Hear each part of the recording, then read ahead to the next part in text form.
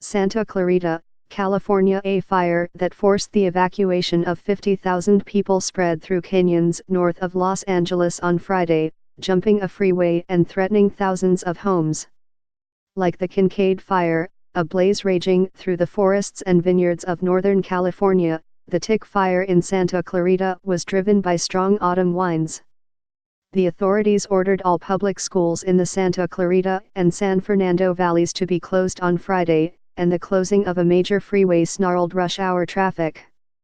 Catherine Barger, a member of the Los Angeles County Board of Supervisors, said a limited number of people were allowed back into their homes late on Thursday. The fire is 5% contained. Dangerous winds are forecast to continue on Friday in the Los Angeles area, challenging the hundreds of firefighters deployed to contain the Tick Fire, the National Weather Service said.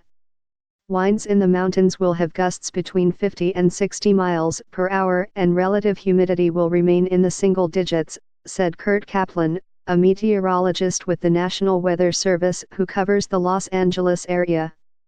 That's going to cause extreme fire behavior with rapid rate of spread, Mr. Kaplan said. Although the winds are set to subside on Friday evening, they are forecast to return on Sunday. The combination of very dry conditions with strong winds and dry fuels, it's just not a good combination, Mr. Kaplan said. The threatening weather conditions arriving over the weekend prompted the state's largest electrical utility, Pacific Gas and Electric, to warn of another large-scale power outage that will affect areas north and east of San Francisco.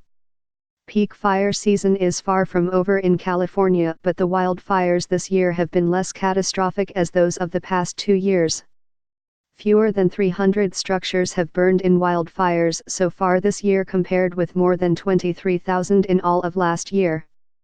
And around 163,000 acres have burned this year, according to CAL FIRE, the state's fire agency, compared with 1.6 million acres in all of 2018. The Kincade Fire had destroyed 49 structures and burned 16,000 acres in Sonoma County as of Thursday night, according to CAL FIRE.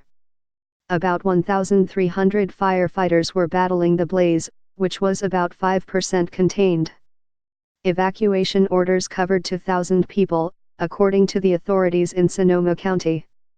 Wind gusts blew the fire through forests, leaving firefighters with little opportunity to stop or slow down the walls of flames after the fire began on Wednesday night. Sonoma County was ravaged in 2017, when the Sonoma Complex fires killed 24 and burned more than 170 square miles. The power was on at an IHOP in Napa, and it became a refuge for some who lacked it at home. Barbara Tunsberg, 93, a former church organist and high school math teacher, was eating pancakes because there was not much to do with the electricity cut off at her home in nearby Angwin. Drying your hair doesn't work too well without power, Ms. Tunsberg said. I'm tired of cold food, but there's nothing you can do but deal with it. As she spoke, her son, Wayne, got a call on his cell phone. It was an automated message from PG&E. He was advised that the company could not predict when their power would return and that it might go out again Saturday. Hundreds of thousands of people across California were without power on Thursday as utilities tried to prevent their equipment from igniting wildfires. Pacific Gas and Electric said it was investigating whether its equipment had been involved in stoking the Kincade Fire. PG&E said it had become aware that a transmission-level outage occurred in the area around the time the fire began.